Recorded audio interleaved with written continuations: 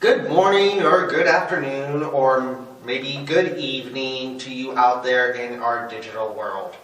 My name is Brian Steele and I have the privilege of being the pastor here at St. Paul United Methodist Church in Bloomfield Hills and Hazel Park United Methodist Church.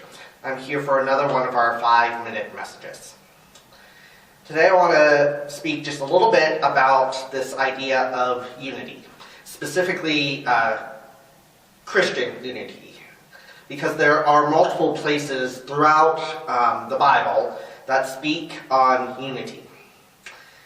And frankly, unity is really hard sometimes. In fact, most of the time it is hard because it takes work. Unity isn't just coming around together and singing Kumbaya. Oftentimes, historically speaking, what I have seen is that unity can only truly be achieved through struggle. And here's what I mean. Here's where I'm getting this.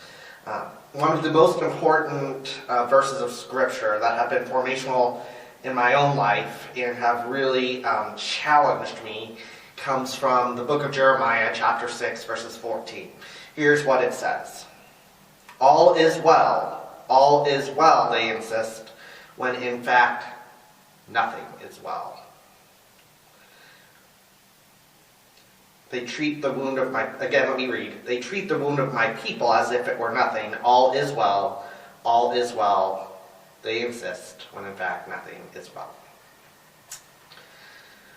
So here's how this relates to this idea of unity.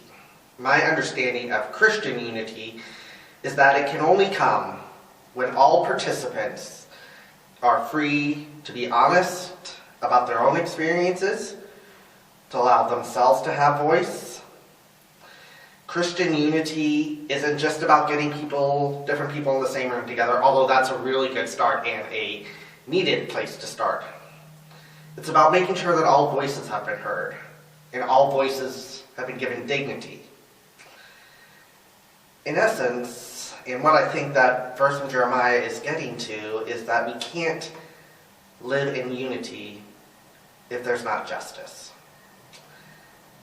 I mean, Reverend Dr. Martin Luther King said it very profoundly when he said, injustice anywhere is a threat to justice everywhere. We're called to unity, no doubt. I see that multiple times throughout the scripture narrative. But we can't live into that unity unless we give everybody an equal share at the table. So sometimes unity will call us to be silent, to listen to others. And sometimes unity might call us to speak so that we can be sure that we've been heard. Sometimes unity will call us to sacrifice. And sometimes unity calls us to assert ourselves so that we can actually be truly and authentically unified. So what is unity? Well, from what I can tell, it's a place where all are heard, all are given dignity, all do not necessarily have to be in agreement, because, let's be honest, that's impossible. But if it's only the loudest and most privileged voices in the room who think unity has been achieved, that's a problem from a Christian perspective. And frankly, that's a word I need to remind myself about as well as a person of privilege. So let's answer the call toward justice. Let's be willing to listen. Let's provide true and authentic hospitality for people across the life experiences so that all can be truly seated and themselves at the table. And in that process, as we do that, I think we might just find unity waiting there for us. So friends, that's it for our 5-minute message today. I'll be back here on Thursday.